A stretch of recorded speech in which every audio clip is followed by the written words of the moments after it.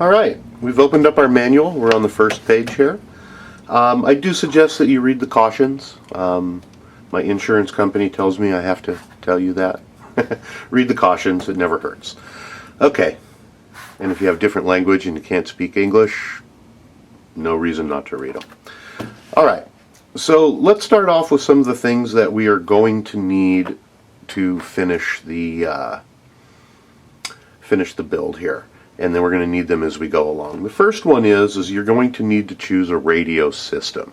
It does not come with a radio, so you're going to need a receiver as well as a transmitter. Any of the brands will do as long as it is a 2-channel or better. The 2 channels are going to be for forward and reverse and for steering. Pretty much, we're going to recommend that you use a 2.4 gigahertz or compatible style radio rather than an older AM or FM. This is a big kit and you don't want to risk any type of interference or runaway. You're going to need a servo. I have not yet researched servos, however this is a big vehicle and we're going to be probably using a fairly high-end upgraded digital servo. You can always go and check out the specs for the ready to run to see what the factory uses.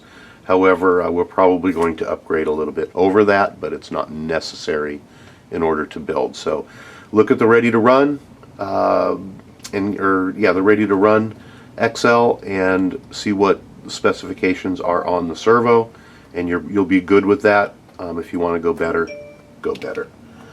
The next thing that we're going to need here is an ESC.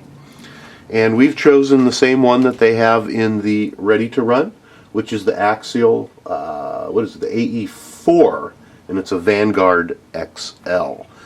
And on this unit, it is capable of using up to 6S LiPos.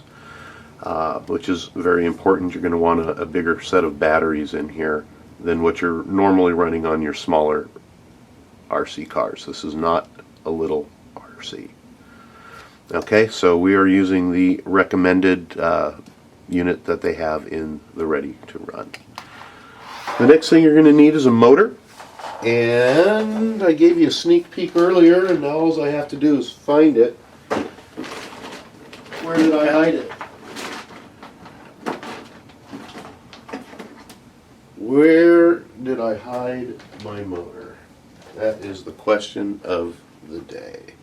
So I'll be right back when I find it.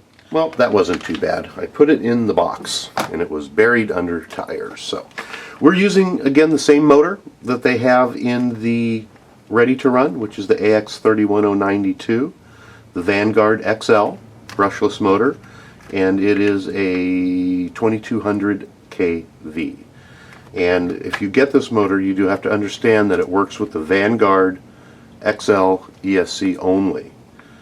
Okay, so if you're going to get this motor, you definitely need to match it with the ESC from Axial, which is the Vanguard series. Alright, batteries next. You're going to need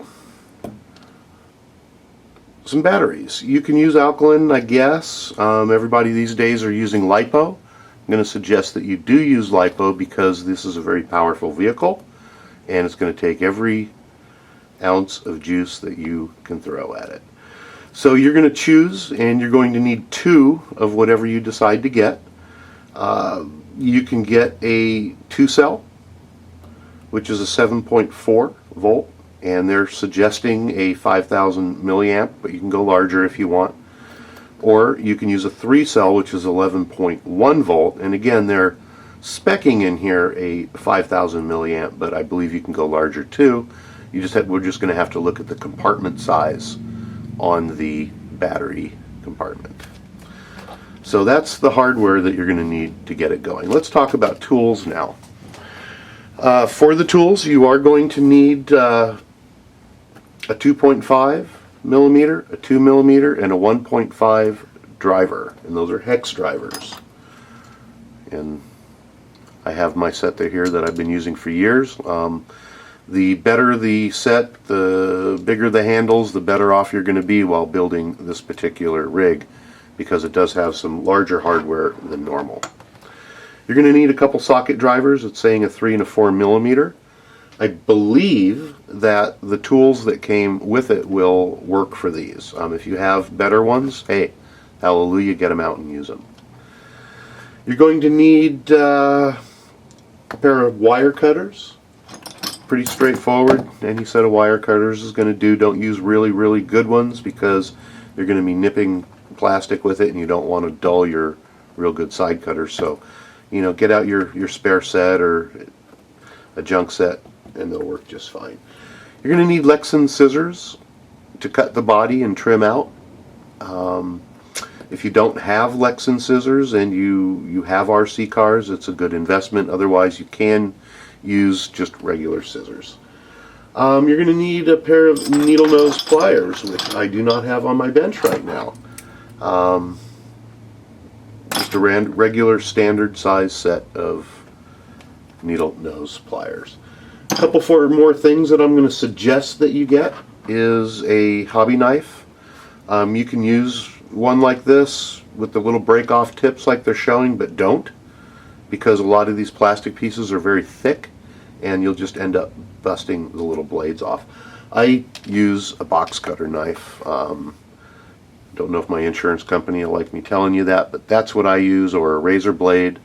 If you have a handle for your box cutter knife, probably better use that. So that's pretty much all of the tools that you're going to need. A couple other things that I'm going to suggest that you get. I have a little magnetized tray that I use. You can get a bigger one or a smaller one, but it is really nice when you're putting stuff in there and opening up your bags of screws to have somewhere to put them.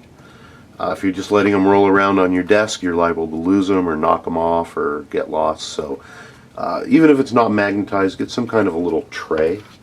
It helps out quite a bit. Now on this larger one, you're going to see me later on using an electric screwdriver. And as long as you're real careful and you have one that has a clutch on it, everything's going to be dandy.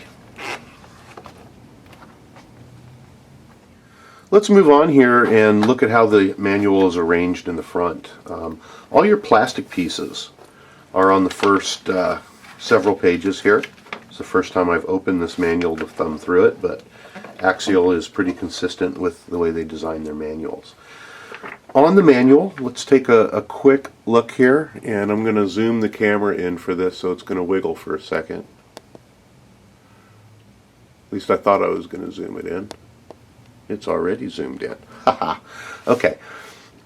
As you're looking at the manual here, you're going to see parts grouped onto what we call a tree. Each tree has a number, and since we're zoomed in and I can't do that, I'm going to get ghetto here and pull it up to the camera. See where it says AX31024? The part numbers are going to show that as we're building it. Now, let's look at this other tree here. Here's the part number on this tree. Okay, and then it's always going to have a dash and a part number too. So we're going to refer to this tree as AX31031, part number 2, part number 3, part number 10, 9, 5.